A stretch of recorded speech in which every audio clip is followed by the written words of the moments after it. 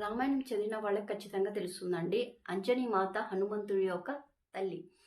ఆ అంజనీ మాత హనుమంతుడి నుదుట మీద ముద్దు పెడుతుంది. ఎందుకంటే అతను చేసే ప్రతి పనిలో సక్సెస్ ఉండాలి, ప్రతి పనిలో విజయం ఉండాలి, తను ఆరోగ్యంగా ఉండాలి, హెల్దీగా ఉండాలి, తనకు చాలా బలము రావాలి అని. అలాగే ప్రతి తల్లి తన కొడుకు నుదుట మీద ఖచ్చితంగా ముద్దు పెట్టాలండి. దీనివలన ఏంటంటే ఆ కొడుకు ఎప్పుడు ఒకరి ముందు చేతులు జాపే పరిస్థితి రాదు. తను చేసే ప్రతి పనిలో సక్సెస్ అవుతాడు. ప్రతి పనిలో అండి విజయం పొందుతాడు. ఖచ్చితంగా బాగా పైకి వస్తాడు. అలాగే ఏ డాటర్ అయితే, అంటే చిన్న పాప అయినా పెద్ద పాప అయినా, ఏ డాటర్ అయితే తన తండ్రి నుదుట మీద ముద్దు పెడుతుందో ఆ తండ్రి కూడా అదే విధంగా సక్సెస్ పొందుతాడండి.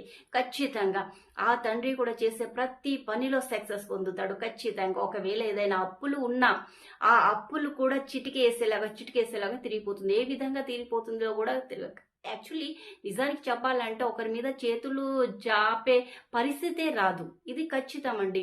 మీరు చూడండి, మనం కొత్తగా ఇల్లు కట్టినప్పుడు ఆడపిల్లలతోటి గడప గడిగిస్తాం. ఎందుకంటే ఆ ఇంట్లో సుఖ సంతోషాలు అన్నీ ఉండాలి కాబట్టి. ఆడపిల్లలు ఇంటికి లక్ష్మి కాబట్టి ఆ లక్ష్మి యొక్క నుదుట మీద ముద్దు పెడితే ఆ తండ్రికి కానీ కొడుకుకి కానీ ఎప్పుడు శుభమే జరుగుతుంది, ఎప్పుడు మంచి జరుగుతుందండి. ఆడపిల్లలు ఇంటికి లక్ష్మి అని